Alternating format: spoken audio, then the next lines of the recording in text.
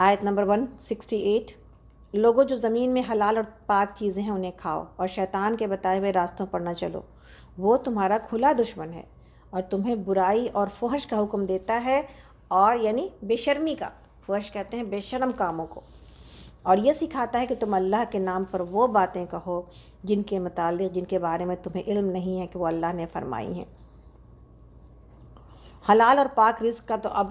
Corona virus سے تو پوری دنیا سمجھ گئی کہ اللہ نے ہمارے لیے جو حلال اور پاک چیزیں بنائی ہیں نا،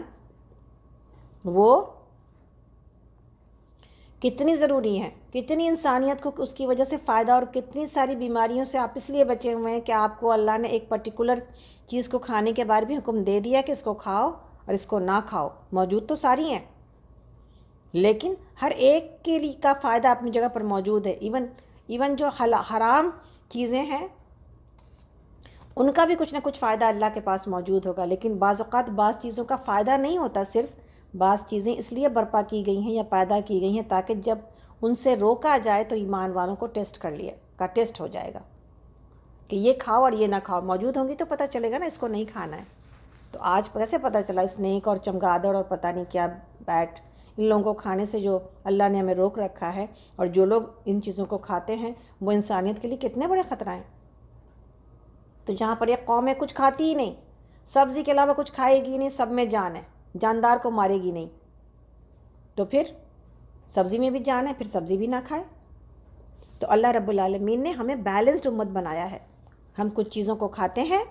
جس کو اللہ نے ہمیں حکم دیا ہم اسے کھاتے ہیں، اور جس کو نہیں اس سے رکتے ہیں۔ اور اللہ تعالیٰ فرماتے ہیں آیت نمبر 170 میں، آیت نمبر 170 سورہ بقرہ پارہ نمبر 2، ان سے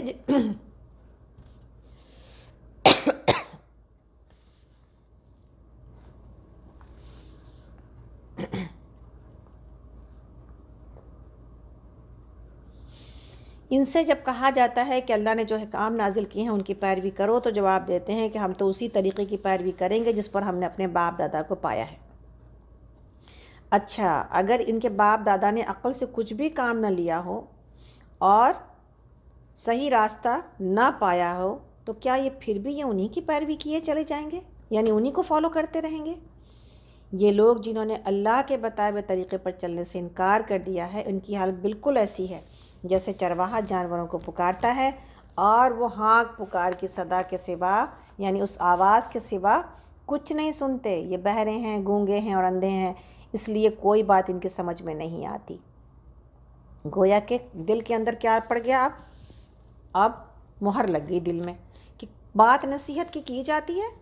مگر سمجھ نہیں آتی۔ اس کا یہ مطلب نہیں ہے کہ نصیحت کرنا چھوڑ دیا جائے گا، اس کا یہ مطلب یہ ہے کہ انسان درد مندی کے ساتھ، محبت کے ساتھ نصیحت کرتا رہے، اور جو لوگ نہیں سنتے ہیں ان کی حالت بتائی جاتی ہے کہ ان کی حالت بیچاروں کی ایسی ہو چکی ہے، تو ہمدردی کرنی چاہیے تاکہ وہ، اللہ کرے کہ وہ وقت آئے کہ ان کے دل میں، شاید کہ تیرے دل میں اتر جائے میری بات، ہے نا۔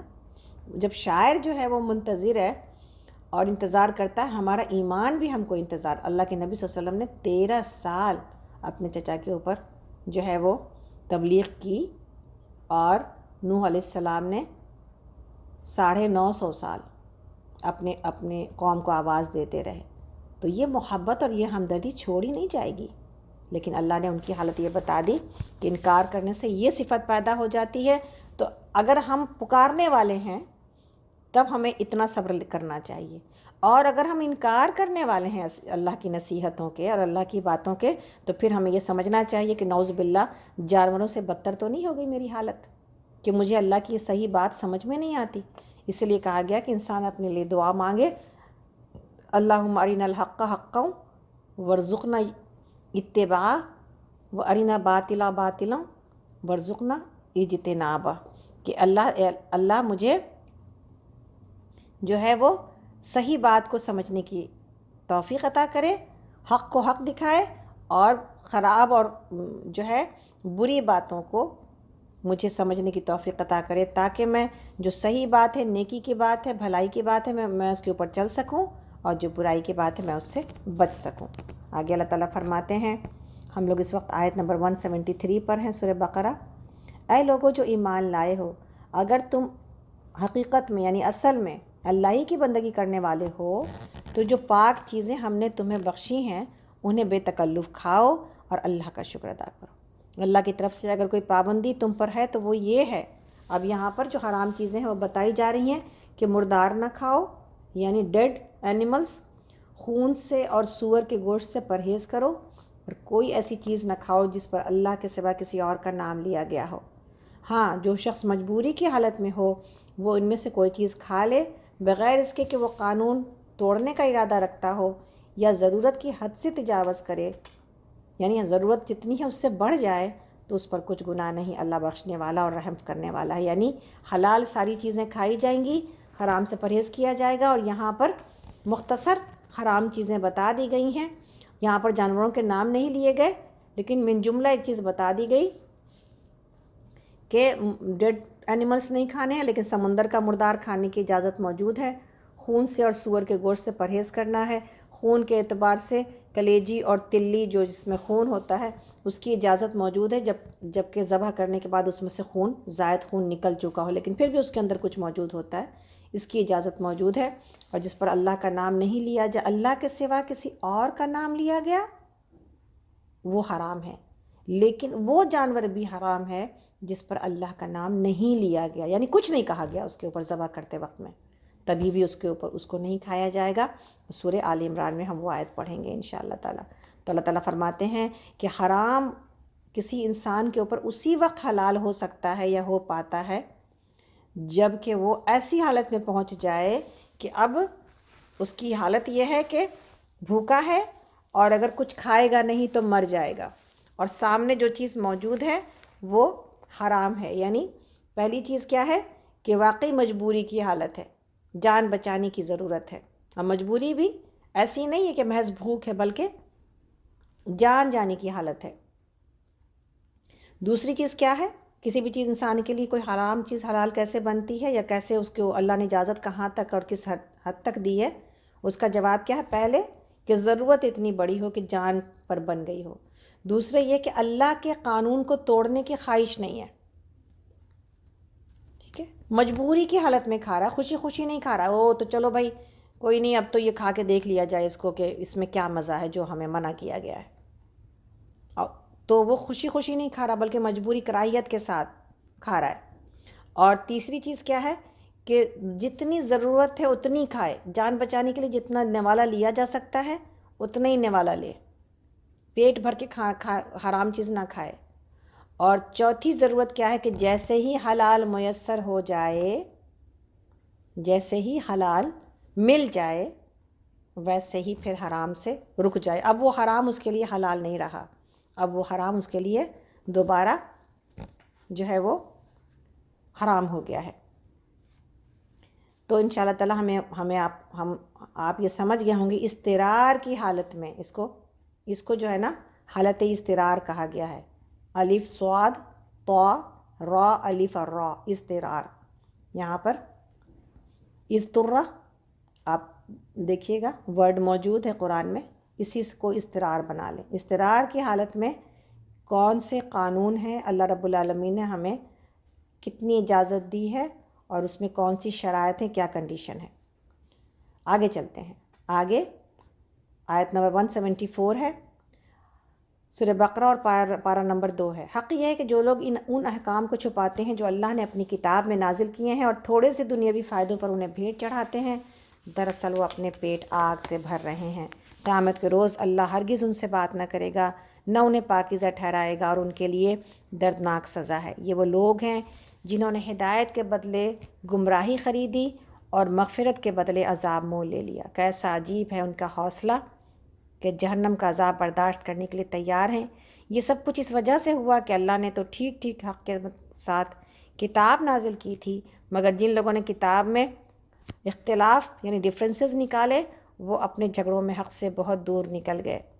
آگے آیت نمبر 177 آ رہی ہے، جس کو آیت بر کہا جاتا ہے، بہت ہی مشہور آیت ہے اور علماء نے اس کو بہت زیادہ ایکسپلین کیا ہے۔ یہ بہت ہی قیمتی آیات ہیں جس میں آپ کو اور ہم کو نیکی کی تعلیم دی جا رہی ہے، امت مسلمہ کو نیکی کی تعلیم دی جا رہی ہے، اور ابھی قبلے کی بات ہوئی ہے تو پھر ہمیں نیکی سمجھائی جا رہی ہے۔ کیا ہے آیت نمبر 177، آیت بر کہتے ہیں نیکی کو. نیکی یہ نہیں ہے کہ تم نے اپنے چہرے مشرق کی طرف کر لیا ہے مغرب کی طرف، یعنی ایسٹ اور ویسٹ کی طرف صرف نماز پڑھ لینے کا نام نیکی نہیں ہے. بلکہ نیکی کہاں سے شروع ہوتی ہے؟ بلکہ نیکی یہ ہے کہ آدمی اللہ کو اور یوم آخر کو اور ملائکہ کو یعنی فرشتوں کو اور اللہ کی نازل کی ہوئی کتاب اور اس کے پیغمبروں کو دل سے مانے، اپنا عقیدہ درست کرے. سب سے پہلے یہاں پر یقین رکھے، اس کو مانے، اور اللہ کی محبت میں اپنا دل پسند مال اپنے رشتہ داروں، یعنی محض نیکی اس کو کہ نماز پڑھتا نماز پڑھ رہا ہے لیکن اس کے مال میں کسی کا کوئی حصہ نہیں ہے، ایک ایک پیسے کے اوپر جان نکلتی ہو، تو پھر یہ نیکی نہیں ہے. اللہ نے اس محبت کو یہاں پر جو ہے وہ ایک ٹرینڈ کیا ہے کہ یہ محبت اپنے دل سے نکالنے کی ضرورت ہے. اللہ کی محبت میں اگر ہے دل کے اندر اور ایسی نمازیں پڑھتا ہے تو پھر اپنا وہ مال بھی جو اس کو پسند ہے، جس سے وہ محبت کرتا ہے، اپنے رشتہ داروں کو، اور رشتہ داروں میں سب سے پہلے ماں باپ آتے ہیں، اور یتیموں پر اور مسکینوں اور مسافروں پر، مدد کے لیے ہاتھ پھیلانے والوں پر اور غلاموں کی رہائی پر خرچ کرے، نماز قائم کرے اور زکوٰۃ دے. اور نیک وہ لوگ ہیں کہ جب عہد کریں تو اسے وفا کریں، یعنی اپنے پرومسز کو. نماز قائم کرنا ہے، نماز بعد میں آئی ہے، زکوٰۃ بعد میں آئی ہے. زکوٰۃ سے پہلے یہ مال لوگوں کے اوپر خرچ کیا جائے گا، یعنی محض زکوٰۃ نہیں دی جائے گی بلکہ زکوٰۃ سے زیادہ دیا جائے گا. اللہ کے دیے ہوئے مال کو کے اوپر اللہ کے بندوں کا حق سمجھا جائے گا. اور نیک لوگ، آگے نیکی کو مزید ایکسپلین کیا جا رہا ہے. نیک لوگ وہ ہیں کہ جب عہد کریں یعنی جب پرومس کریں تو اس کو فلفل کریں، اس کو وفا کریں، اور تنگی اور مصیبت کے وقت میں اور حق اور باطل کی جنگ میں صبر کریں. یہ ہے نیکی کا سب سے بڑا مظہر اور سب سے بڑا سائن کہ آدمی بے چین، پریشان اور جو ہے وہ کوئی کیوس مچانے والا اور پینک مچانے والا نہیں ہوتا، بلکہ صبر کرتا ہے ان تمام مشکلات میں. یہ ہیں راست باز لوگ اور یہی لوگ متقی ہیں. آج ہم سے اور آپ سے یہ آیت یہی ڈیمانڈ کرتی ہے کہ اللہ رب العالمین ہمیں یہ چاہتے ہیں اللہ سے میرا راستہ جڑے باوجود تنگی کے. تنگی اس وقت آ رہی ہے، چیز بھی نہیں ہے، لیکن اگر کسی کے پاس کچھ چیز نہیں ہے ہم اپنی چیز میں سے اس کو دیں، ہم اس کو پرووائڈ کریں. الحمدللہ بعض ہمارے علاقے میں بعض ریسٹورنٹ نے کھلے کھانے دینے کی اور فری کھانے دینے کی اور فری بریانی دینے کی باتیں کر رہے ہیں کہ جس کو ضرورت ہے وہ آ کے لے جائے ماشاءاللہ. اور اتنی خوشی ہو رہی ہے امت مسلمہ کے اس کام سے کہ الحمدللہ اس وقت جب کہ لوگ مجبوری کی حالت میں آ چکے ہیں، بعض کے جابس چلی گئی ہیں، بعض کے ساتھ کچھ اور مسائل ہیں، اور تو اللہ رب العالمین نے ان کو کھڑا کیا ہے کہ وہ لوگوں کی مدد کر رہے ہیں. تو اسی طرح ہم بھی ہر کسی کو دیکھیں کہ کہاں پر یہ مدد کی جا سکتی ہے انشاءاللہ. اور ہم نے آپ کو یہ بات کہی تھی کہ ہم انڈیا کے لیے انشاءاللہ تعالیٰ پیسے جمع کر رہے ہیں. کچھ لوگوں نے دیے بھی ہیں جو فزیکل گروپ میں کے لوگ آتے ہیں جن سے ملاقاتیں ہوتی ہیں، ان سے تو خیر الحمدللہ رب العالمین وہ ہر معاملے میں مدد کرتے ہیں. اور چونکہ اسی وقت بات اور بھیجنا بھی آسان ہوتا ہے تو لوگ بھیجتے ہیں. لیکن دہلی میں جو فسادات ہوئے، جو مسلمانوں کا اتنا بڑا نقصان ہوا جانی اور مالی، کچھ نہ کچھ ہماری مدد کرنے کی ضرورت ہے. اس لیے تاکہ اور باقی جگہوں پر بھی ہم الحمدللہ بھیجتے ہیں. اس کا مطلب یہ نہیں ہے کہ دوسری جگہوں پر نہیں دیا جائے گا، لیکن جب کوئی تازہ زخم لگتا ہے اس کا خون رستا ہے نا، تازہ زخم کی فکر زیادہ کی جاتی ہے بنسبت دوسری جگہوں پر. ہر جگہ زخم ہے اور ہر جگہ سے رس رہا ہے، لیکن یہ جو تازہ لگا ہے نا اس کی تکلیف اور زیادہ محسوس ہوتی ہے. تو اللہ رب العالمین سے دعا ہے کہ اللہ کرے کہ ہم اپنے مال میں ان مجبور لوگوں کا بھی حصہ لگائیں، اور جہاں کہیں بھی لوگ مدد کے لیے ہاتھ پھیلاتے ہیں ان سب کے لیے کچھ نہ کچھ کر جائیں. اے لوگوں جو ایمان لائے ہو، اللہ رب العالمین آیت نمبر 178 میں فرماتے ہیں، اے لوگوں جو ایمان لائے ہو تمہارے لیے قتل کے مقدموں میں قصاص کا حکم لکھ دیا گیا ہے. اور آزاد آدمی نے قتل کیا ہو تو اس کی آزادی سے بدلہ لیا جائے گا. یعنی یہاں پر یہ جو قتل ہوتا ہے اس کے حکم کو نافذ کیا جا رہا ہے. اور غلام قاتل ہو تو غلام ہی قتل کیا جائے گا. اور عورت اس جرم کی مرتکب ہو یعنی عورت نے قتل کیا ہے تو اس عورت ہی سے قصاص لیا جائے گا. ہاں اگر کسی قاتل کے ساتھ اس کا بھائی کچھ نرمی کرنے کے لیے تیار ہو تو معروف طریقے کے مطابق خون بہا کا تصفیہ ہو جائے گا، یعنی دیت لی جائے گی، اور قاتل کو لازم ہے کہ سچائی کے ساتھ دیت ادا کرے. یعنی یہ بات کیوں کہی کہ قرآن نے پہلے کیا ہوتا تھا، یعنی ہم تو یہ بات جانتے ہیں نا کہ جو قاتل ہے وہی قتل کیا جائے گا. پھر اللہ نے یہ کیوں کہا کہ آزاد کے بدلے آزاد اور غلام کے بدلے غلام؟ کہ پہلے زمانوں میں یہ رواج تھا، کوئی آزاد آدمی قتل کرتا تو کہتے میرا غلام لے جاؤ میری جگہ پر اور اس کو قتل کر دو. کوئی عورت کہتی تو کہتے نہیں ٹھیک ہے مرد کو قتل کر دو، عورت کو چھوڑ دو. یہ ساری چیزیں ہوتی تھیں. اللہ رب العالمین نے اسلام میں یہ قانون نافذ کر دیا، جو گنہگار ہے اسی کو سزا دی جائے گی، کوئی اس کی سزا اپنے اوپر نہیں لے سکتا ہے. اسی طرح یہ بھی راستہ نکالا جو کہ پہلی امتوں میں نہیں تھا، اس امت کو ہے کہ اگر قاتل کو، اگر جو مقتول کے جو لوگ ہیں، جس کا قتل ہوا ہے جس فیملی میں، اگر وہ لوگ چاہیں تو اس کی جان کی قیمت بھی لے سکتے ہیں قاتل سے. اگر اس کی جان کو بخش دے، قصاص نہ لیں، دیت لے لیں تو یہ بھی ہے. اور ایک جان کی قیمت 100 اونٹ کی قیمت ہے. اور اس کو سچائی سے یہ نہ ہو کہ وعدہ تو کر لیں کہ ہم دیت دیں گے لیکن پھر اس میں ٹال مٹول کریں اور پھر اس کو نہ دیں، بلکہ پوری فیملی، اگر ایک قاتل ہے اس قاتل کی پوری فیملی کے اوپر اگر اس نے دیت کی بات ہو گئی ہے اور مقتول کے وارثوں سے دیت کے بارے میں بات کر لی گئی ہے تو پھر جو ہے وہ بالکل سچائی کے ساتھ وہ دیت، یعنی اس کا جان کا جو قیمت ہے، یعنی 100 اونٹ کی قیمت اس کو ادا کی جائے گی. آگے چلتے ہیں، آیت نمبر ہم 178 پر ہیں. یہ تمہارے رب کی طرف سے تخفیف اور رحمت ہے، اس پر بھی جو زیادتی کرے اس کے لیے دردناک سزا ہے. عقل و خرد رکھنے والے، وَلَكُمْ فِي الْقِصَاصِ حَيَاةٌ یا اولی الالباب لعلکم تتقون. یہ کل بھی بات ہو چکی تھی کہ قصاص کے اندر، یعنی جان کے بدلے جان کی جو سزا ہے، اس کے اندر زندگی ہے. ایک انسان قتل کیا جاتا ہے اور ہزاروں لوگوں کو عبرت مل جاتی ہے، نصیحت مل جاتی ہے کہ اس کی جان کو خطرہ ہوتا ہے. جب قاتلوں کو چھوڑا جاتا ہے اور رحم کیا جاتا ہے قاتلوں کے اوپر تو پھر پورے معاشرے اور پوری سوسائٹی کے جان کو خطرہ ہوتا ہے. اس لیے ایک کو قتل کیا جائے تاکہ لاکھوں لوگوں کی جان محفوظ ہو سکے. آگے اللہ تعالیٰ فرماتے ہیں، ہم اس وقت اب آیت نمبر آگے ہیں اس پر 180 پر، کہ تم پر فرض کیا گیا ہے کہ جب تم میں سے کسی کی موت کا وقت آئے اور وہ اپنے پیچھے مال چھوڑ رہا ہو تو والدین اور رشتہ داروں کے لیے معروف طریقے سے، یعنی بھلے طریقے سے وصیت کرے. اب آپ نسخ پچھلے دفعہ پڑھ رہے تھے، اب ہم نسخ کی آیت پر ہیں کہ اب یہ آیت دیکھیں، یہ اس وقت کی آیت ہے جب وراثت کا حکم آیا نہیں تھا. تو اس وقت کیا حکم دیا گیا تھا؟ ہر آدمی کو یہ کہا گیا کہ ہر ایک کے لیے کچھ نہ کچھ چھوڑو ضرور، ہر ایک کے نام اپنی تھوڑی تھوڑی جائیداد کر جاؤ. لیکن جب وراثت کا حکم نافذ ہو گیا، اور سورہ نساء میں موجود ہے اس کا تفصیلی حکم اور ہم پڑھیں گے، تو یہ جو آیت اب ہے یہ آیت منسوخ ہو گئی اس آیت سے. یہ آیت پڑھی جا رہی ہے، قرآن میں تلاوت موجود ہے، مگر حکم منسوخ ہے. اب وہاں پر اس حکم کے اللہ نے خود ہی رشتہ داروں میں، یعنی شوہر ہے تو بیوی کے لیے، ماں باپ کے لیے، بیٹوں کے لیے اور بیٹیوں کے لیے، قریبی رشتہ داروں کے لیے خود ہی حصہ بتا دیا. اب کسی انسان کے بس اور اختیار میں نہیں ہے کہ کسی کو بڑھا کے دے دے اور کسی کو کم دے. لیکن یہاں پر اس وقت شروع میں یہ وصیت یہ کہا گیا تھا کہ جو وہ کچھ نہ کچھ وصیت اور کچھ نہ کچھ کسی کو دے ضرور. اللہ تعالیٰ کہتے ہیں یہ حق ہے متقی لوگوں پر، پھر جنہوں نے وصیت سنی اور بعد میں اسے بدل ڈالا تو اس کا گناہ ان بدلنے والوں پر ہوگا. اللہ سب کچھ سنتا اور جانتا ہے. البتہ جس کو یہ اندیشہ ہو، جس کو یہ ڈاؤٹ ہو کہ وصیت کرنے والے نے جان بوجھ کر حق تلفی کی ہے اور پھر معاملے سے تعلق رکھنے والوں کے درمیان وہ اصلاح کرے تو اس پر کچھ گناہ نہیں ہے. اللہ بخشنے والا اور رحم فرمانے والا ہے. یہاں پر یہ بات دیکھ لیں کہ بعض اوقات ابھی تو ہم نہیں آئے اس بات کے اوپر، جو اللہ نے ہمیں دیا ہے وہ وصیت بتایا، جو قانون بتایا گیا ہے وہ سورہ نساء میں آئے گا تفصیل سے. لیکن اگر بیٹیوں کو کہیں پر حصہ نہیں دیا جاتا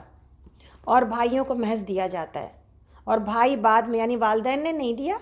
حالانکہ اللہ نے دیا ہے، ایک حصہ بہنوں کو اور 2 حصے، ایک حصہ بیٹیوں کو اور 2 حصے بیٹوں کو، اور ہو سکتا ہے کہ ماں باپ نے نہیں دیا، اور یہ تو بہت ہو رہا ہے اور ہوتا آیا ہے. اب الحمدللہ کچھ شعور آ رہا ہے ماں باپ کو کہ اگر ہم نے یہ نہ دیا بیٹیوں کو حصہ تو اللہ کے ہاں پکڑ ہوگی. تو اس میں کوشش یہ کرنی چاہیے کہ بھائیوں کو چاہیے کہ پھر بہنوں کو، اگر ماں باپ سے ہوئی ہے غلطی تو پھر بھائیوں کو چاہیے کہ اصلاح کر دیں. اگر بعد میں بیٹے اس جو وراثت ہے اس کی صحیح تقسیم کر دیں گے، جو غلطی ہوئی ہے اس کو ٹھیک کر دیں گے تو ماں باپ کے اوپر سے یہ تکلیف اٹھا لی جائے گی اور ماں باپ کے اوپر سے یہ پکڑ اٹھا لی جائے گی. تو کوشش کرنا چاہیے بھائیوں کو کہ لالچ میں نہ پڑیں. ان کی جائیداد نہیں ہے، جائیداد ان کو ماں باپ سے ملی ہے نا، ماں سے ملی ہے، تو پھر اس کا وہی حصہ لگائیں جو کہ اللہ رب العالمین نے دیا ہے، اور اگر اس کے باوجود وہ نہیں دیتے تو ماں باپ کے ساتھ بھائی بھی پکڑے جائیں گے، اس لیے کہ ان کے پاس جائیداد آئی تھی، وہ چاہتے تو اس میں اپنی بہنوں کو حصہ دے سکتے تھے، لیکن انہوں نے نہیں دیا۔ ضروری نہیں ہے کہ ہر کسی کو گھر مثلاً کسی باپ نے دیا ہے اور اب گھروں کے اتنے حصے بکھرے کیے جائیں، ضرورت اس بات کی ہے کہ گھر کی ویلیویشن نکالی جائے، اس کے بعد اس رقم کو اتنے حصوں میں تقسیم کر دیا جائے جتنے کے بھائی بہن ہیں۔ مثلاً اگر 4 بھائی اور 2 بہنیں ہیں، ٹھیک ہے، 4 بھائی اور 2 بہنیں ہیں تو 6 ہوئی کل جو ہے نا وہ اولاد۔ اب اس پوری رقم کو 5 حصوں میں تقسیم کر دیا جائے، 5 حصوں میں تقسیم کر دیا جائے، اور ایک ایک حصہ بھائیوں کو، یعنی 4 حصے بھائی میں چلے گئے، اور ایک حصہ یعنی جو 5واں حصہ ہے وہ پھر آدھا آدھا کر کے دونوں بہنوں کو دے دیا جائے، تو اس طرح بہن کے پاس ایک گہرا اور بھائیوں کے پاس دوہرا چلا جائے گا۔ تو پورا گھر بیچنے کی ضرورت نہیں ہے، جو کوئی جتنا دے سکتا ہے، جو گھر میں رہنا چاہتا ہے وہ سب کو اتنی رقم جو اس کے حصے کی وہ فراہم کر دے، تو یا کسی دوسری جگہ اس کو کچھ اور دے دے۔ تو مسئلہ یہ نہیں ہے کہ ہر چیز کو بانٹا ہی جائے لازماً، مسئلہ یہ ہے کہ جتنی بھی ویلیویشن کی چیز باقی بچی ہے اس کی رقم جو مستحق ہے اس کو دے دی جائے۔ اور بہنوں کو اور بیٹیوں کو علماء یہ کہتے ہیں کہ اس سے پہلے کہ وہ اپنا حصہ چھوڑیں اور کہیں کہ جی میں تو لیتی ہی نہیں، اس لیے کہ بیٹیاں لیتی ہیں تو لالچی کہلاتی ہیں، اور بھائی لیتے ہیں تو لالچی نہیں ہوتے، اور باپ ماں جب ظلم کرتے ہیں تو پھر وہ ظالم نہیں ہوتے۔ باپ ماں کو بھی اس ظلم سے رکنا چاہیے جو وہ بیٹیوں پر کرتے ہیں، اور بیٹیوں کو بھی چاہیے کہ اپنا حصہ اپنے والدین سے لیں، اس کے بعد اگر وہ دل کے اندر رحمت ہے اور نرمی ہے اور کہ کوئی بھائی کمزور ہے اور وہ دینا چاہتی ہیں تب دیں، پہلے حصے کو اپنے قابو میں کریں اس کے بعد دیں، رقم کو اپنے قابو میں کریں اس کے بعد دیں کہ صحیح ہے یہ میں نہیں لیتی، میں اپنے بھائیوں کو دیتی ہوں، تو وہ سب کو برابر بھی تھوڑا تھوڑا دے سکتی ہے، سب کو کسی ایک کو بھی پورا دے سکتی ہے۔ اب اس کا یہ جب لڑکیوں نے کہا میں لیتی نہیں، میں نے چھوڑ دیا، مجھے ضرورت کیا ہے، میں تو اپنے گھر کی ہوں اور بھائیوں کو میرے ضرورت ہے، تو پھر آہستہ آہستہ وراثت سے بیٹیوں کا حصہ ہی ختم کر دیا گیا بر صغیر میں۔ تو بیٹیوں کو چاہیے کہ اپنا حصہ اگر ملتا نہیں ہے تو مانگے بھی، علماء نے کہا اپنا حق مانگنے میں کوئی شرم کی بات نہیں ہے، مانگنا اس لیے چاہیے کہ بیٹیوں کو اب یہ جو اللہ کے قانون کی جو خلاف ورزی ہو رہی ہے اس قانون کو لاگو بھی تو کرنا ہے، تو پھر ہم مانگیں گے نہیں تو پھر یہ قانون پھر آگے چلے گا کیسے؟ اس لیے قانون کو مٹانے میں میرا حصہ نہ ہو بلکہ قانون کو بنانے میں میرا حصہ ہو انشاءاللہ تعالی۔ تو بیٹیوں کو شرمانا نہیں چاہیے، جھگڑے بھی نہیں ڈالنا چاہیے، لیکن شرافت کے ساتھ محبت کے ساتھ یہ بات کرنی چاہیے کہ جو میرا حصہ ہے وہ ہم کو چاہیے، اس لیے کہ ایسا نہ ہو کہ آپ نے اگر مجھے نہیں دیا تو میرے ماں باپ کے اوپر کوئی تکلیف آئے، اور اس لیے کہ ایسا نہ ہو کہ میرے بھائیوں کے اوپر کوئی تکلیف آئے، میں یہ نہیں چاہتی، میں آپ کی خیر خواہ ہوں۔ آگے یہ آیت مشہور آ گئی، آیت نمبر 183 سورہ بقرہ کی۔ اے لوگو جو ایمان لائے ہو، تم پر روزے فرض کر دیے گئے جس طرح تم سے پہلے انبیاء کے پیرووں پر اور فالوورز پر فرض کیے گئے تھے،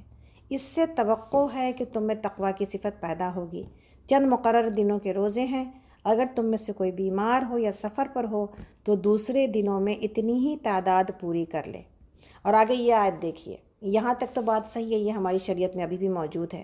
جو چیز نسخ ہو گئی اور ہماری شریعت میں اب موجود نہیں ہے وہ یہاں پر لکھی ہوئی ہے، یہ آیت نسخ کیا ہے۔ اور جو لوگ روزہ رکھنے کی استطاعت اور قدرت رکھتے ہیں اور پھر نہ رکھیں تو وہ فدیہ دیں، یعنی پہلے ایسے لوگوں کو جو روزہ رکھنے کی طاقت رکھتے تھے اگر روزہ نہ رکھیں، ان کی مرضی کے اوپر چھوڑا گیا تھا کہ اگر وہ روزہ نہ رکھیں تو وہ فدیہ دیں، لیکن اب طاقت رکھنے والے لوگوں کو کے اوپر مرضی نہیں ہے، جن کے اندر طاقت موجود ہے وہ لازماً روزے رکھیں، فدیہ صرف ان کمزور لوگوں کے لیے جو کمزور ہیں یا کسی وجہ کی وجہ سے، بیماری کی وجہ سے نہیں رکھ رہے، سفر کی وجہ سے نہیں رکھ رہے، یا حاملہ عورت کو اجازت دی گئی کہ وہ روزے چاہے تو چھوڑ دے، اسی طرح جو ہے وہ حائضہ عورت سے کہا گیا کہ یعنی پیریڈ والی عورت سے کہا گیا اور پریگننٹ عورت سے کہا گیا کہ روزہ چھوڑ دے، اور ان دونوں کو یہ روزے کی قضا اور جو روزے اس نے نہیں رکھے ہیں وہ دوسرے دنوں میں پورے کرنے ہوں گے۔ اگر وہ فرض روزے رمضان کے چھوڑ رہی ہے دوسرے دنوں میں پورے کرنے ہوں گے۔ مسافر نے اگر سفر کی وجہ سے چھوڑا ہے اس کو یہ سہولت دی گئی ہے، لیکن اس کو یہ دوسرے مہینے میں یہ روزے پورے کرنے پڑیں گے۔ لیکن یہاں پر یہ آیت پھر آگے سے منسوخ ہے، آگے ہم پڑھیں گے کہ وہ آیت کہاں پر وہ آیت ہے جہاں پر پھر سے دوبارہ حکم دیا گیا۔ یہاں پر اللہ رب العالمین آگے فرماتے ہیں ایک روزے کا فدیہ ایک مسکین کو کھانا کھلانا ہے۔ اب رمضان آ رہا ہے، آپ سب اس بات کو جانتے بھی ہوں گے، لیکن دوبارہ سے سن لیں کہ ایک روزے کا فدیہ جو ہے نا وہ ایک مسکین کو کھانا کھلانا ہے۔ فدیہ کب دیا جائے گا؟ فدیہ وہ لوگ دیں گے جو آگے بھی جو ہے نا وہ روزہ نہیں رکھ سکیں گے۔ یہ حاملہ عورت، مسافر یا پیریڈ والی عورت کے لیے یا مریض کے لیے نہیں ہے، ان بوڑھے اور بڑی عمر کے لوگوں کے لیے ہے کہ جن کو کہ اب کمزوری کبھی چھوڑے گی نہیں اور رمضان کے بعد بھی وہ اس حالت میں نہیں ہوں گے کہ وہ روزہ رکھ سکیں۔ وہ لوگ جو دوبارہ روزہ رکھ سکیں گے اور پورا سال ان کے اس روزے کے لیے موجود ہے کہ وہ کبھی بھی اس کو پورا کر لیں، ان کو فدیہ دینے کی ضرورت نہیں ہے۔ تو فدیہ اس صورت میں ہے جب کہ روزے دار کبھی اپنی زندگی میں اب روزہ کوئی انسان نہیں رکھ سکے گا۔ اور فدیہ کیا ہے؟ دو وقت کا کھانا کھلانا کسی ایک جو ہے وہ مجبور کو، اور یہ اب کے حساب سے یہاں کے حساب سے $10 بنتے ہیں، یعنی کوئی 30 دن کا روزہ چھوڑتا ہے تو $300 یہ فدیے میں دینے چاہیے۔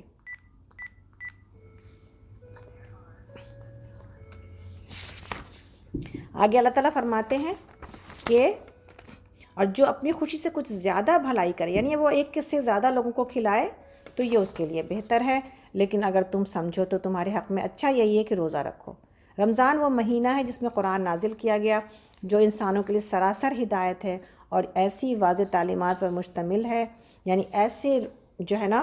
کلیئر جو ہے وہ اس کے اندر نالج موجود ہے جو راہ راست دکھانے والی، یعنی ہدایت کی طرف لانے والی اور صحیح اور غلط کا فرق کھول کر رکھ دینے والی ہے۔ لہٰذا آپ سے جو شخص اس مہینے کو پائے، اب دیکھ لیے اب یہیں پر آ رہی ہے یہ بات، یہ حکم آ گیا، لہٰذا آپ سے جو شخص اس مہینے کو پائے اس کو لازم ہے، اب یہ فرض کر دیا گیا کہ اس پورے مہینے کے روزے رکھے۔ اور آگے پھر سے یہ بتا دیا گیا کہ جو کوئی مریض ہو یا سفر پر ہو تو وہ دوسرے دنوں میں روزوں کی تعداد پوری کرے۔ اللہ تمہارے ساتھ نرمی کرنا چاہتا ہے، سختی کرنا نہیں چاہتا، اس لیے یہ طریقہ تمہیں بتایا جا رہا ہے تاکہ تم روزوں کی تعداد پوری کر سکو۔ اور جس ہدایت سے اللہ نے تمہیں سرفراز کیا ہے اس پر اللہ کی کبریائی کا اظہار اور اعتراف کرو اور شکر گزار بنو۔ یعنی رمضان کا مہینہ سارے کا سارا قرآن کے نزول کے شکر کے لیے ہمیں دیا گیا کہ قرآن اتنی بڑی نعمت ہے کہ جس کا شکر یہ ہے کہ تم مہینے بھر کے روزے رکھو۔ گویا کہ یہ نعمت کی شکر گزاری ہے روزہ۔ تو گویا ہم کو اور آپ کو کیا سکھایا جا رہا ہے؟ جتنی نعمتیں ملیں گی اتنا شکر گزار بنتے چلے جانا ہے۔ یہ نہ ہو کہ نعمتوں کی بہتات اور نعمتوں کا زیادہ مل جانا ہمیں اللہ سے غافل کرے، بلکہ یہ ہے کہ اللہ کے لیے اور اللہ کی محبت میں، اللہ کی رضامندی کے لیے اور اللہ کے دین کی تکمیل کے مقصد کے لیے اور اس قرآن کے میسج کو آگے بڑھانے کے لیے زیادہ سے زیادہ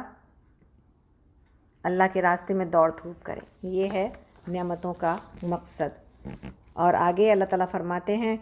وَإِذَا سَأَلَكَ عِبَادِي عَنِّي فَإِنِّي قَرِيب۔ اس آیت کے بارے میں پچھلے دنوں بات ہو چکی،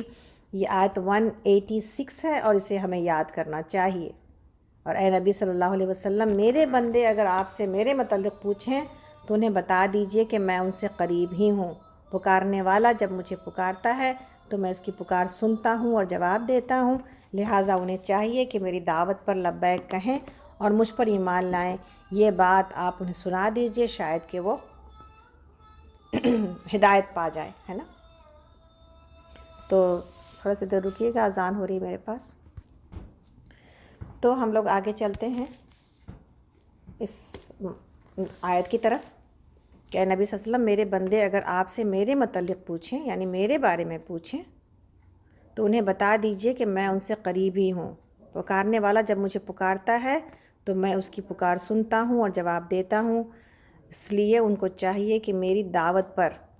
فَلْيَسْتَجِیبُوا لِی، میری دعوت پر لبیک کہیں اور مجھ پر ایمان لائیں، اور یہ بات آپ انہیں سنا دیجئے، شاید کہ وہ ہدایت پا جائیں۔ تو یہ آیت بہت مشہور آیت ہے اور ہم کو اور آپ کو پچھلے دنوں بھی یہی بات ہو رہی تھی، اب بھی یہی بات ہو رہی ہے کہ ہمیں جو ہے اللہ رب العالمین کو پکارتے رہنا ہے ہر وقت، اور اس کے لیے اس بات کا یقین رکھنا ہے کہ اللہ رب العالمین ہم سے قریب ہی ہیں۔ یہ صرف اپنے پاکیزہ بندوں کے اوپر سے ہی قریب نہیں ہے، یعنی قربت کے تو لیول ہیں نا ضرور، لیکن ہر وہ گناہ گار بندہ جو اپنے آپ کو اللہ سے دور پاتا ہے، یا ہم جیسے لوگ جن کے پاس خلط ملط ہے نیکیاں برائیوں کے ساتھ، اللہ کی ناراضگی سے ڈرتے بھی ہیں، اللہ کو راضی کرنے کی کوشش بھی کرتے ہیں، مگر پھر اللہ کو ناراض بھی کر دیتے ہیں، اللہ کو ہم پکارتے بھی رہتے ہیں، یہ ہم سب کے لیے ہے۔ اور یہاں پر کتنی بڑی خوشخبری اس شخص کے لیے ہے جس کے بارے میں یہ کہا گیا کہ اجیبو دعوت الدائی، کہ ہم نے یہ بات کی کہ الدائی کا مطلب یہ ہے کہ ایک پکارنے والا انسان پکار رہا ہے، اور اس نے پہلی دفعہ پکارا ہے، ایک ہی پکار لگائی ہے اللہ رب العالمین کے، زندگی جیا ہے کتنے سالوں کی، مگر پکار پہلی بار رہا ہے اللہ کو، تبھی بھی اللہ رب العالمین اس کو مایوس نہیں کرتے، تو بھلا ہمیں اور آپ کو کیوں مایوس کریں گے؟ تو مایوسی کفر ہے، اور اللہ کی ذات سے کوئی مایوس نہیں ہوتا، باوجود اس کے کہ ہم دعائیں مانگتے ہیں اور قبول نہیں ہوتی، تبھی بھی یہ یقین رکھنا ہے کہ میری دعا قبول ہی ہو رہی ہے، اور ہم یہ جان چکے ہیں کہ دعاؤں کی قبولیت کے طریقے 3 ہیں۔ تو آپ کو اور ہم کو پکارنے کے اعتبار سے جو چیز سمجھنی ہے کہ اللہ سے اپنا تعلق ہر وقت معافی کے ساتھ، ہر وقت مانگنے کے ساتھ رکھا جائے گا۔ جو چیز آپ کو تکلیف پہنچاتی ہے، جو چیز ہمیں تکلیف پہنچاتی ہے، اللہ سے مانگا جائے گا، اور اللہ سے یہ امید رکھی جائے گی فَلْيَسْتَجِيبُوا لِي، تو میں تو جب وہ مجھے پکارتا ہے تو میں اس کی اجیب دعوت الدائی اذا دعان، کہ اجیب دعوت الدائی، میں جواب دیتا ہی ہوں، میں جواب دیتا ہی ہوں اس کی پکار کا، اس کی خواہش کا، میں ہوں اس کے لیے، وہ ہے میرے لیے۔ تو ہر وقت اللہ کو سب پکارا جائے گا، اور کبھی مایوسی کو اپنے نزدیک نہیں آنے دیا جائے گا، کہ وہ مایوسیاں جو انسان کو دعاؤں سے روک دیتی ہیں۔ دعاؤں کو کمتر نہ جانیں، ہم اپنی دعاؤں کو کمتر نہ جانیں، ہم اپنی دعاؤں کو بڑھائیں۔ اب تو وقت آ گیا نا دعائیں مانگنے کا، پہلے ہمارے پاس ٹائم ہی نہیں ہوتا تھا، جب حالات سارے ٹھیک تھے، دنیا میری ٹھیک چل رہی تھی، کہیں پر سے کوئی رکاوٹ موجود نہیں تھی، تو میری دعائیں بھی مختصر، میرے پاس ٹائم ہی کم ہے، اس لیے کہ بھاگ دوڑ کرنی ہے، ادھر جانا ہے ادھر جانا، اب سب کو گھر پہ بٹھا دیا گیا، گھر میں بیٹھ جاؤ سکون کے ساتھ اور اللہ کو یاد کرو۔ اس فاسٹ زندگی سے جو ہمیں ایک موقع ملا ہے تھوڑا سلو ڈاؤن ہونے کا، اللہ کو تھوڑا یاد کرنے کا، اور اپنی فیملی اور اپنے لوگوں سے ذرا قریب ہونے کا، اس موقع کا فائدہ اٹھانا چاہیے۔ کثرت کے ساتھ اللہ کو پکارا جائے، اور کبھی دعاؤں کو نہ چھوڑا جائے۔ یہ دعائیں میرے لیے اس دنیا میں رحمت، اللہ کی رحمت لے کے آتی ہیں، یہ دعائیں میری مصیبتوں کو ٹالتی ہیں، اگر وہ چیز نہ بھی ملی جو مجھے چاہیے تو یہ دعائیں میری مصیبتوں کو ٹالتی ہیں۔ اور تیسرا فائدہ دعاؤں کا یہ ہے کہ اگر وہ بھی نہ ہوا تو اللہ رب العالمین کے پاس یہ دعائیں ذخیرہ ہیں، اور اس کا فائدہ اور اجر مجھے آخرت میں ملے گا۔ لیکن کرنے کا کام کیا ہے کہ اللہ کو پکارنے کے ساتھ ساتھ اللہ کے اوپر ایمان بھی لے کے آئیں، اللہ کو یہ بھی کہیں کہ لبیک اللہم لبیک، لبیک لا شریک لک لبیک ان الحمد والنعمت لک والملک لا شریک لک۔ تو یہ دعائیں بہت ضروری ہے کہ انسان جو ہے نا ہر نماز کے وقت میں یہ لبیک پڑھے، اور اللہ کی طرف دوڑے، اور اللہ کو راضی کرنے کے کام کرے۔ اور اللہ تعالیٰ سب سے زیادہ خوش ہوتے ہیں وقت پر نماز پڑھنے سے، اللہ تعالیٰ سب سے زیادہ خوش ہوتے ہیں اپنے بندوں کے اوپر مال خرچ کرنے سے، اللہ تعالیٰ سب سے زیادہ خوش ہوتے ہیں کسی کے کام آنے سے، اللہ تعالیٰ سب سے زیادہ خوش ہوتے ہیں اچھے اخلاق سے۔ یہ ہے نا اللہ کے خوشی کی چیزیں۔ تو اپنے اخلاق کی گواہیاں اپنے لیے زندگی میں اکٹھا کریں، تاکہ مرنے کے بعد لوگ یہ کہیں کہ ہائے بڑی اچھی تھی اور چلی گئی اللہ کے پاس۔ میرے لیے دعا کے لیے ہاتھ اٹھیں، ہمارے لیے زبان سے اچھے کلمات اٹھیں، اور ہمارے لیے وہ دعائیں اٹھیں ہاتھوں کے ذریعے کہ یا اللہ اس کو معاف کر دے اور اس کو جنت الفردوس میں جگہ دے۔ یہ ہے کرنے کا کام، ایسا کریکٹر بننا ہے ہمیں جو اللہ سے بھی قریب اور اللہ کے بندوں سے بھی قریب انشاءاللہ تعالی۔ اسی بات پر کہ ہم نے آج یہ سیکھا کہ ہمیں اپنی ذمہ داری ادا کرنی ہے امت وسط کے اعتبار سے، اپنی لیڈرشپ جو اللہ رب العالمین نے ہمیں دی ہے ذمہ داری، اس کے لیے اپنے آپ کو تیار کرنا ہے۔ ہم نے یہ سیکھا آج کے سبق سے کہ ہمیں ساری دنیا کسی کی طرف بھی رخ کرے، ہمیں بھلائیوں کی طرف رخ کرنا ہے۔ میری ہجرت جو کہ قیامت تک باقی ہے، کہ ہجرت تو ختم ہو گئی اللہ کے نبی صلی اللہ علیہ وسلم کی ہجرت کے ساتھ، لیکن برائیوں سے نیکیوں کی طرف ہجرت کرنا اصل ہجرت ہے، اور وہ ہجرت باقی ہے۔ مجھے ہجرت کرنا ہے برائیوں سے نیکیوں کی طرف۔ اپنی برائیوں کو ہم لکھیں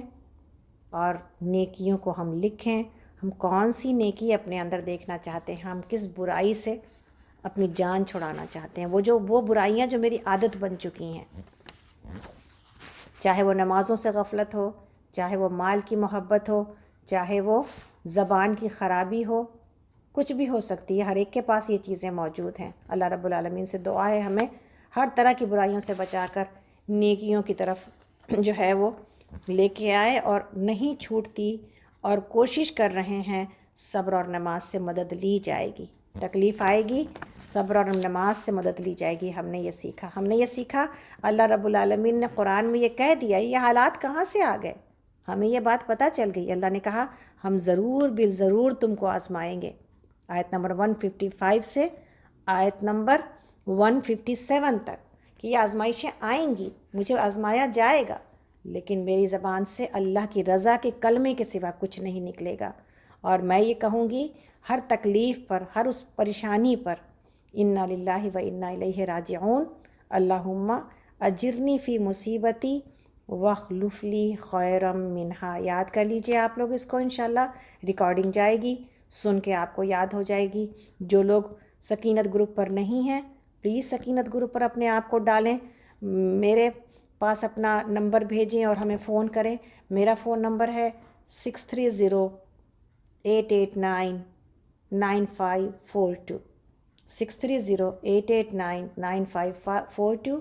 آپ بھیجیں کہ میں نے آپ کو سنا ہے، مجھے ریکارڈنگ چاہیے۔ یہ ریکارڈنگ محض اپنے سننے کے لیے نہیں، بلکہ آگے بھی اپنے کانٹیکٹس میں بڑھانے کے لیے جو ہے وہ اللہ کے مددگار بن جائیں، اس دین کے مددگار بن جائیں، اس لیے کہ یہی فائدہ دے گا ہم کو اور آپ کو۔ اور یہ جو امت وسط کی ذمہ داری ہے یہی سکھاتی ہے کہ ہر کسی نے چین سے نہیں بیٹھنا اپنی جگہ پر، بے چین ہو جانا ہے کہ میں اس دین کو آگے بڑھانے کے لیے، اس کتاب کے تعلیمات کو آگے بڑھانے کے لیے کیا کر رہی ہوں۔ اتنے کانٹیکٹ ہے میرے فون کے اندر، مگر میرا ابلاغ اور میرا پہنچانا کسی کو بھی نہیں ہے۔ بس یہی بات کرتے ہوئے ہم شرماتے ہیں، باقی کوئی بات کرتے ہوئے ہم نہیں شرماتے۔ بس اسی کے بارے میں میرے دل کے اندر یہ مایوسی شیطان ڈال دیتا ہے کہ میں بھیجوں گی بھی تو کون سنے گا۔ کوئی سنے نہ سنے، میرا کام اور آپ کا کام اس کو اس کی طرف لے کے آنا۔ اور کوئی نہیں سمجھتا اور آپ کو روکتا ہے تو آپ یہ سمجھائیں کہ بھائی فون بھر جائے تو ڈیلیٹ کر دو، 2-4 منٹ 15 منٹ 10 منٹ سن لو پھر ڈیلیٹ کر دو، تو باقی دنیا کے اتنے سارے بیکار کے میسیجز سے آپ کا فون نہیں بھرتا اور آپ کو وقت ملتا ہے سب دیکھنے کا۔ یہ قرآن ہی کی تعلیمات ایسی ہے کہ جس کے لیے ہم کہیں کہ میرے فون خراب ہو جاتے ہیں، مجھے نہ بھیجا جائے، مجھے نہیں ضرورت ہے اس کی۔ ہم سب کو ضرورت ہے اس جو ہے وہ ہدایت کی، کہ جس کے بغیر کہ زندگی گزاری نہیں جا سکتی، اور اگر ہم اس کے بغیر زندگی گزار رہے ہیں تو پھر اللہ کی اس پکڑ سے ڈریں کہ جس کو کہ اگر ہمارے اوپر آ گئی تو ہمارے پاس کوئی ریزن نہیں ہے، کوئی جواز نہیں ہے، کوئی ایکسکیوز نہیں ہے اس سے چھٹکارا حاصل کرنے کا۔ تو یہ دعا ہمیں پڑھنی، ہم نے یہ سیکھا، اور ہم نے یہ سیکھا کہ اللہ سے محبت بڑھائی جائے گی اللہ کے احسانات کی وجہ سے۔ ایک محبت کرنے والا کیریکٹر بننا ہے ہم کو، کردار بننا ہے آپ کو، صرف اللہ کی محبت میں نہیں۔ بعض اوقات اللہ کی محبت میں اتنے بڑھ جاتے ہیں لوگوں کے لیے، عوام الناس کے لیے بالکل نکچڑے ہو جاتے ہیں۔ جو جتنا نیک ہے اتنا نکچڑا ہے، وہ اتنا تلخ ہے، وہ اتنا سخت ہے۔ نہیں، محبت کرنے والی زبان بنے، محبت کرنے والا کردار بننا ہے انشاءاللہ تعالی۔ اللہ کے نبی صلی اللہ علیہ وسلم کو دیکھیں، آپ رحمت للعالمین تھے، آپ کی ذات کو اتنی تکلیفیں لوگوں نے اپنی جہالت کی وجہ سے پہنچائی، لیکن آپ کے پاس سے سوائے محبت اور اخلاق کے کسی کو کوئی دوسری چیز نہیں ملی۔ تو انشاءاللہ تعالیٰ یہ کرنا ہے ہمیں، ہم نے یہ سیکھا ہے الحمدللہ، اور ہم نے یہ سیکھا ہے کہ نیکی اللہ کے راستے میں خرچ کرنے کا نام ہے، اپنے عہدوں کو جو ہے وہ پورا کرنے کا، نماز اور زکوٰۃ دینے کا نام ہے، اور ہم نے یہ سیکھا ہے کہ اللہ کو پکارا جائے گا، آخری بات، اور وہ یہی کہ اللہ کو پکارا جائے گا ہر حال میں انشاءاللہ تعالیٰ۔ آج ہم نے آیت نمبر 186 تک پڑھی ہے، کوئی کوشش کرے تو اس کو یاد کرے، کوشش کرتے ہیں انشاءاللہ یاد کرنے کی، اور کل اللہ نے چاہا تو ہم لوگ منڈے کے دن اب یہ دوبارہ سے کلاس ہوگی، وہاں سے ہم آگے چلیں گے۔ سورہ بقرہ ہم سلو اس لیے چل رہے ہیں اور سلو ہی چل پائیں گے تاکہ ہم اس کو سمجھ کے آگے چلیں انشاءاللہ تعالیٰ۔ ہم دور قرآن کو آگے پھر تھوڑا سا زیادہ اس کو ہم لے کے چلیں گے مناسب طریقے سے تاکہ ہم اس کو مکمل بھی کر پائیں۔ تو جہاں اس کو مکمل کرنا مقصود ہے وہاں اس کی سمجھ بوجھ بھی ضروری ہے۔ تو سورہ بقرہ جو کہ کوہان ہے، ایک چوٹی ہے قرآن کی، اس کو سمجھنے میں تھوڑا سا وقت لگاتے ہیں، اس میں بہت سارے احکامات ہیں، اس کو بغیر سوچے سمجھے آگے بڑھنا کسی طرح مناسب نہیں ہے۔ امید ہے کہ آپ لوگ میرا ساتھ دیں گے اور صبر کے ساتھ چلیں گے، میرے ساتھ اپنا وقت لگائیں گے انشاءاللہ تعالیٰ ہم سب لوگ، اور ہم انشاءاللہ کوشش کریں گے کہ اس کو وقت پر مکمل کر سکیں۔ دعا بھی کریں آپ اپنے لیے بھی، میرے لیے بھی، اور اپنی تلاوت بھی شروع کریں تاکہ جو ہم پڑھ چکے ہیں اس کی تلاوت میرے اوپر ہے، جو آگے ہم پڑھیں گے اس کی بھی تلاوت میرے اوپر ہے۔ عربی کی جو تلاوت ہے قرآن کی وہ انشاءاللہ آپ کریں، اور انشاءاللہ تعالیٰ معنی کو سمجھتے ہیں یہاں پر۔ جزاکم اللہ خیراً کثیرہ۔ کل تفسیر کی کلاس ہوگی انسٹیٹیوٹ والی انشاءاللہ، اور کل ہی مہناز آپا انشاءاللہ کوسچن آنسر سیشن ہوگا، اور مہناز آپا رکھنے والی ہیں صحت کے اعتبار سے بلڈ سرکولیشن کے بارے میں تفصیلات انشاءاللہ۔ وہاں پہ آ کے آپ کو پتہ چلے گا کہ اس سلسلے میں اگر آپ کے پاس کوئی مشکل ہے تو وہ مشکل کیوں آتی ہے، اور اگر اس میں کیا وہ طریقے ہیں جس سے کہ ہم اس کو آسانی سے سالو کر سکتے ہیں۔ تو تفصیلی بات تو آپ کو وہیں آ کے پتہ چلے گی انشاءاللہ۔ کل اس کا ٹائم 3:30 بجے ہے اسی کانفرنس روم نمبر پر، اور 3:30 بجے سنتے ہیں اپنے سوال و جواب کے ساتھ بھی، اور انشاءاللہ تعالیٰ آپ کو کوئی بھی سوال ہو آپ وہاں پہ آ کے پوچھ سکتے ہیں ہم سے، اور مہناز آپا انشاءاللہ تعالیٰ آدھے گھنٹے کے بعد اپنا پروگرام رکھتی ہیں 4 بجے، تو اس سے بھی فائدہ اٹھا سکتے ہیں۔ جزاکم اللہ خیراً کثیرہ و حسن الجزا، اس دعا کے ساتھ کہ اللہ رب العالمین ہم سب کو اپنی جو ہے وہ حفظ و امان میں رکھے، اور اس دعا کے ساتھ کہ اللہ تعالیٰ ہم سب کو آنے اور بیٹھنے کو قبول کرے، اور اس دعا کے ساتھ کہ اللہ تعالیٰ ہم سب کو اپنا رنگ اور اپنی محبت عطا کر دے، اور ہمیں ایسا بنا دے جیسا وہ ہمیں دیکھنا چاہتا ہے۔ ہم میں سے جو بیمار ہیں اللہ تعالیٰ سبوں کو شفائے کاملہ عاجلہ سے نوازے، جو اس دنیا سے چلے گئے اللہ رب العالمین ان سب کو اپنی رحمتوں میں جگہ دے۔ اللہ رب العالمین ہماری نسلوں کو اور ہماری اولادوں کو دین کی سمجھ اور ہدایت عطا کرے، اور ہم سب کو ہدایت کے راستے پر ہی رکھے، اور ہمیں موت آئے تو اس حال میں کہ اللہ ہم سے راضی ہوں، اور ہمیں موت آئے تو اس حال میں کہ ہماری زبانوں پر کلمہ لا الہ الا اللہ ہو۔ ربنا تقبل منا انک انت السمیع العلیم وتب علینا انک انت التواب الرحیم۔ سبحانک اللہم وبحمدک، اشہد ان لا الہ الا انت، استغفرک واتوب الیک۔ اگلے دن منڈے کے دن ہم آیت نمبر 87 سے پڑھیں گے، اور روزے کے مزید مسائل اور جو ہے وہ طریقوں کو سمجھیں گے انشاءاللہ تعالیٰ۔ اپنی دعاؤں میں یاد رکھیے۔ السلام علیکم ورحمۃ اللہ وبرکاتہ۔